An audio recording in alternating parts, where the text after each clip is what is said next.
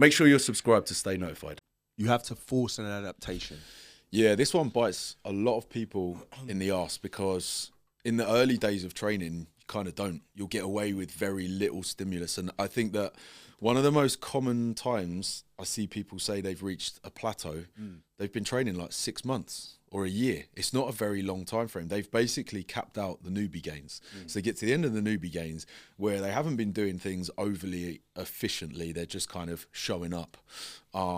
And still getting an adaptation because, listen, I remember being 7 years old and broke my left wrist and it atrophied. So 7 years old, it atrophied so hard in whatever time frame it was in a cast. 8 weeks or something? I can't remember when you break something. 8 weeks in a cast? In 8 weeks, it was half the size. I remember being 7 years old and looking at, I mean, I haven't grown much now, I'm 20 odd years later, my skinny wrists. But yeah, literally being like half the size. And just going back to riding my bike, mucking about, lifting myself up, doing this, it just comes back very normal quickly to a normal size. And we have to remember that, like, muscles atrophy quick. If you don't use them, they disappear. Yeah. And you get to a point where the only way you're going to get any sort of adaptation is via force. Yeah. It needs effort every time. Yeah, absolutely. Yeah, you know, you've got to give your body a reason to adapt and change, haven't you? And like something that I say to my clients all the time is, you know, the best way to do that is to progress your lifts as much as possible, as often as possible. And that doesn't mean that every week you're going to add weight on the bar, but, you know, controlling the way that you're lifting, controlling the eccentric, controlling the concentric, having total control over that, building a mind to muscle connection, all of those things play a part. You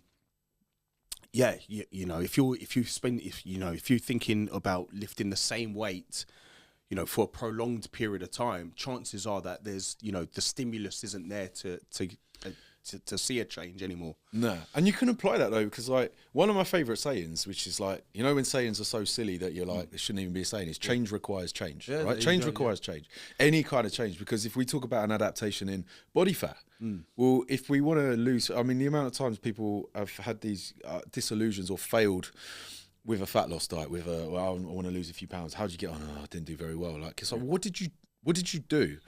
I didn't get takeaways for a couple of weeks. I'm like, that's not. We need, if we're going to force an adaptation in body fat, if we're going to force an adaptation in muscle growth, like, it's not going to come easy. Nothing comes easy. That change is going to require a shift. It's going to have to be a shift in mindset. Yeah. You've got to work hard. You've got to work hard for it, right? You've got to push yourself past your comfort zone. You've got to do what you haven't done before to see an adaptation you haven't seen before. And that gets harder and harder and becomes more and more diminishing. And something I try and teach a lot of my clients now, and when, you know, comments in check-ins and stuff of, oh, I'm really feeling like this intensity is getting good. I'm like, excellent, but this is not a completed it job. This is a game that keeps going now, and I'm still mastering this now, 20 something years deep, because each time I go in, you learn something about failure, you learn something about standardization, you learn something about forcing an adaptation. Yeah, I mean, there are countless ways you can make an exercise harder. There are countless ways you can make the same weight more challenging.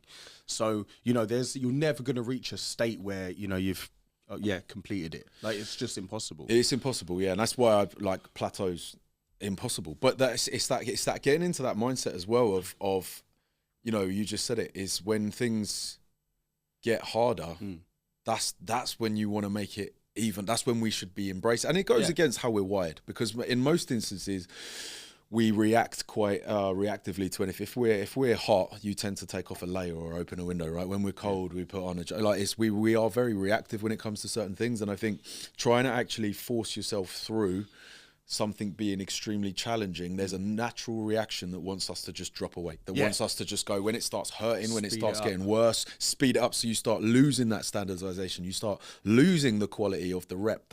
Those are those moments where you actually embrace and you fail better and better over time. If you allow yourself to. You see it with clients, don't you? Is like they'll tend to speed it up, and their mindset, you see it get it done. Shift. It's exactly it's let's get the set done, right? But that's exactly it. You've got to embrace that grind. Those are the best reps, man, when it is almost grinding to a halt. And then, you know, eventually you learn to just sit there like that. Bang on. They're the reps.